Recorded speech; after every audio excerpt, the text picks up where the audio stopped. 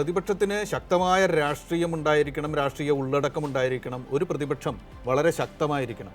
അത് ദുർബലമായി മാറുന്നത്, അതിൻ്റെ വാദങ്ങൾ ദയനീയമായിട്ട് പരാജയപ്പെടുന്നത് അതുകൂടി ഈ ഇതിലൂടെ പുറത്തു വന്നു.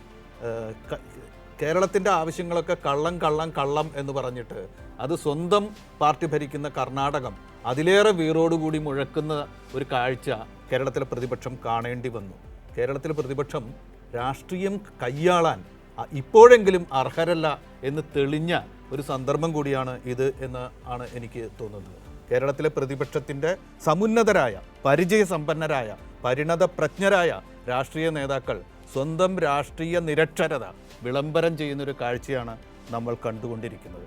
അവരോട് കാലം പറയുന്നത്, ഈ സന്ദർഭം പറയുന്നത്, ഈ ദിവസം പറയുന്നത് രാഷ്ട്രീയത്തിലേക്ക് തിരിയുക, അല്ലെങ്കിൽ നിങ്ങൾക്ക് നേരെ രാഷ്ട്രീയം തിരിയും എന്ന ഒരു ചരിത്രത്തിൻ്റെ ശബ്ദം പ്രതിപക്ഷം കേൾക്കേണ്ടി വന്ന ദിവസമാണ് ഇത്.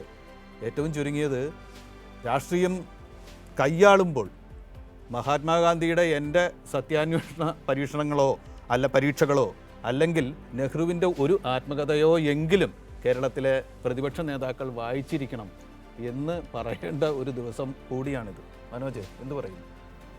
ഈ അസിത ഇവിടെ പറഞ്ഞ കണക്കുകളിൽ കേരളത്തിൻ്റെ ധനമന്ത്രി പറയുന്ന 57,000 കോടി രൂപയുടെ കണക്ക് തെറ്റ് എന്ന് പ്രതിപക്ഷം നിയമസഭയിലടക്കം പലവട്ടം പറയുന്നുണ്ട്. പക്ഷേ അവർ പറയുന്ന ഒരു കണക്കുണ്ട്, കേരളത്തിന് പൈസ കിട്ടാനുണ്ട്, കേരളത്തിന് അർഹതപ്പെട്ട വിഹിതം കേന്ദ്രം തടഞ്ഞിട്ടുണ്ട്. അത് വളരെ ചെറിയ എമൗണ്ടാണ്, 3,000 കോടി രൂപയുടെ അടുത്തങ്ങുള്ളൊരു ഫിഗറാണ് പ്രതിപക്ഷം മുന്നോട്ട് വയ്ക്കുന്നത്.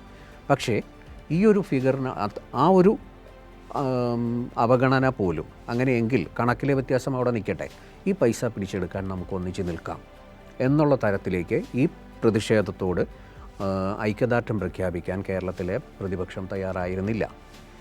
അത് ഇന്ന് കർണാടകത്തിലെ സമരത്തിൻ്റെ സമയത്ത് സിദ്ധരാമയ്യ അവിടുത്തെ BJP പ്രതിപക്ഷം അവരെ വിശേഷിപ്പിച്ചത് സംസ്ഥാന വികസനത്തോട് പുറം തിരിഞ്ഞു നിൽക്കുന്ന പാർട്ടി എന്നാണ് പറഞ്ഞത്.